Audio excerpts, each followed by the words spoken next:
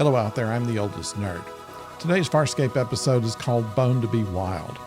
In it, Moya is hiding in an asteroid field. They've just gotten away from the secret base and are just one jump ahead of Krace's command carrier as he's right now scanning the area.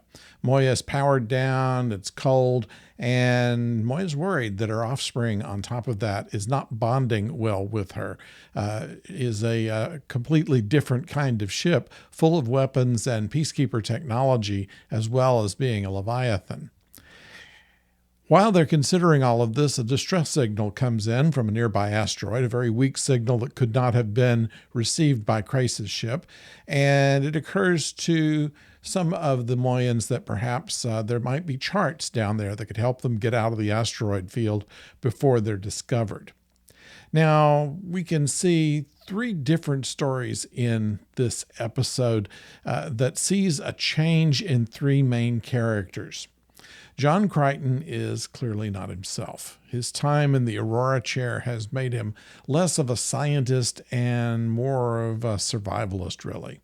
There are fewer colorful cultural references and cackling laughter rather than clever sarcasm. He's gotten a little bit of Stark in him. Stark, by the way, is not in this episode. They'll explain it in a future episode just what happened to him. Anyway, because Erin was a peacekeeper, Pilot believes that, since Pilot trusts her, that she might be the one that should board the young Leviathan warship and try to bridge the gap between mother and son so they can communicate better, as Erin has seen both worlds, so to speak. Anyway, she feels a chemistry once going on board, a camaraderie with this new ship. It seems to want to show her around and seems to understand that Moya and crew are the good guys after a time. On the command carrier, Scorpius is wearing down Krace's last nerve. In the Aurora chair, where Krace revealed his insubordination, murders, and other weaknesses, he can't outbluster Scorpius as he could do just about anyone else, and is, in the end, sadly resigned to his situation. Scorpius is showing real anger for the first time, but only in a moment.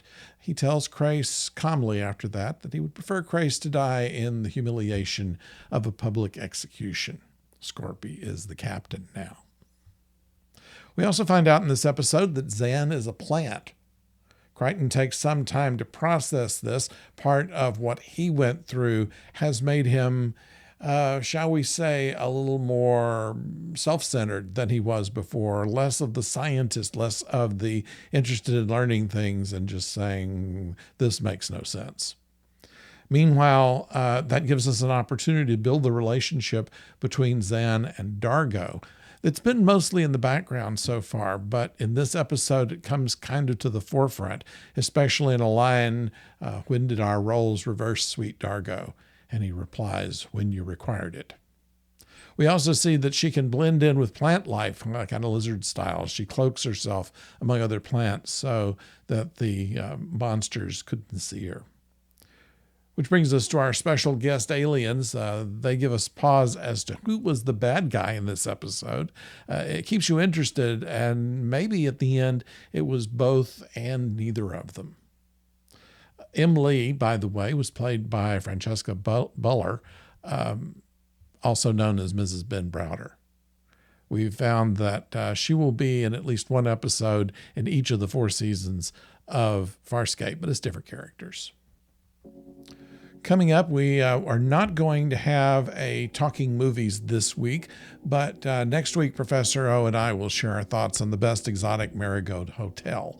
Also next week, I'll review the Season 1 finale of Farscape called Family Ties. So until then, don't go far.